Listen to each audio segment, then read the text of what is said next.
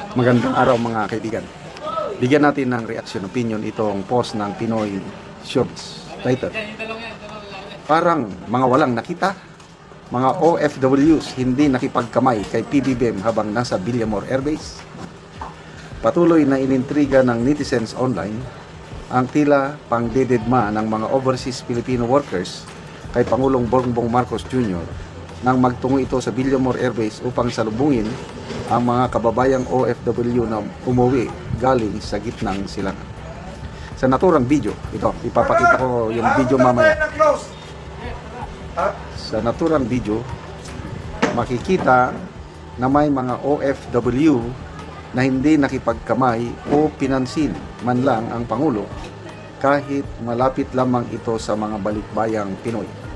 Ayon pa sa ilang mga personal na nakasaksi, dire-diretso at mukhang nagmamadali paalis ang mga OFW habang si PBBM ay makikita na nakabantay lamang sa nasabing paliparan. Wala pa mang tugon dito ang palasyo. Ito, kita nyo talagang klarong-klaro. Dumadaan o dumarating ang mga OFW, wala man lang nakipagkamay na isa. Grabe. Ayan.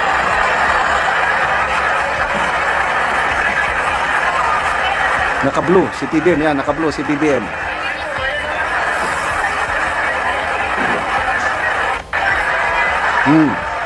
Yun, yung naka-blue.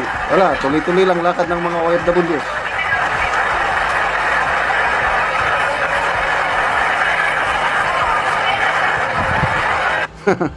Isa pa.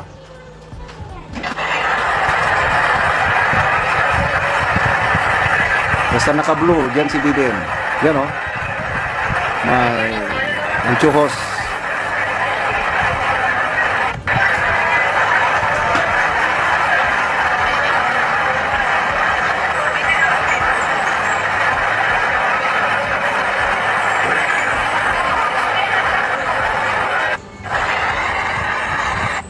Okay. Tingnan nyo. Baliktarin natin ang sitwasyon. Si BP Sara nandyan, sumalubong. Ano kaya ang reaksyon ng mga OFWs? Kung ako ang magsagot niyan, magsisisigaw ang mga OFWs. Kanya-kanyang takbo pa-selfie para lang okay makipagkamayan sa BP. Napatunayan na yan, ilang beses nang nagpunta si BP sa ibang bansa para makipag-meet and greet sa mga OFWs. Talagang siksikan. Halos hindi mahulugan ng karayom. Dami ng OFWs. Dito mo makikita laki ng diferensya yung karisma ni PBBM sa taong bayan, lalo na OFWs. Lalo na itong mga OFWs. Alam ng mga OFWs na ito na mga ibang citizens from Middle East ang gumastos sa kanila, mga gobyerno. Ito naman, baka ito karamihan sa kanila ang gumastos sarili nila o mga amo nila. Kaya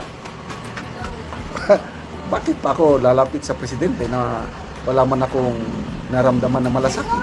Ganon. Oh, basa lang ako sa mga comments Ayaw mo? Pagka-picture ka ka. Dar, Punlon, sinabihan na yan ang flight attendant bago maba na huwag pansinin sa multo. Archie Historillo, wala na, finish na sa 2028. Bye-bye. Emelda, Ghost President, meron din pala, no? Nagpapahiwatig lang yan na wala nang tiwala ang mamamayan. Aware na ang mga mamayan sa ginagawa ng admin na ito. Kayo mismo ang sumira sa tiwala. Ano kayang pakiramdam ng presidente? Ano? Ilang beses na siyang naganyan. Last year ba yun?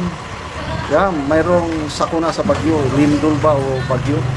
Pumunta siya sa liblib na lugar, yung nabiktima. Ang mga tao talaga, mayroong babae na nilapitan niya. Aksyon siyang makipagkamay sa babae. Ang babae talagang lumingon, umiwas para hindi niya makamayan ang Pangulo. May mga pulis din. Nung papalapit siya sa pulis, wala, may dalawang pulis na umalis. Ang mga hindi umalis, nakatunga nga lang. Parang baliwala yung dumating. Lalo na sa Municipality of Manay of Davao Oriental. sinigawan ng mga tao, Duterte, sinigawan nilang Pangulo. So, anong pakiramdam? I don't know, baka hindi na siya tinatablan ng hiya or ano, parang normal na, bahala kayo. Sige, sigawan niya ako ng Duterte. Sa Jensan, ganun din. Bumisita siya sa Peace Port sa Jensan, sinigawan siya ng Duterte. Bali, wala lang yun. Nasanay na yata. So, kung ako yan, wala. Hindi na ako makatulog-tulog. Okay. Antonio Bacalya, nasa na yung babae na sinasabi na yumakap kay Ngagbat, umiyak? Wala naman. Yeah, may nabasa akong post. Pakita nilang video para maniwala tayo. Ariam Pantalyon, kung si Tatay Digong pa yan, baka niyakap pa siya ng mga tao, mga OFW na umuwi. Tatay Digong ba or BP Sara? Nako, magkakagulo ang airport pag silang nandyan. Nakakahiya, parang walang nakita. Kaya nga, ghost president ng tawag yan. Buti pa ang presidente ng Purok may pumapansin. Parehas na sila ni Martin Romualdez. Si Romualdez bumisita sa isang bayan ng Samar. Tatlong tao lang ang nandun, kausap niya. Ang daming upuan, bakante. Wala na. Magpinsan na wala nang iwalang taong bayan sa kanila.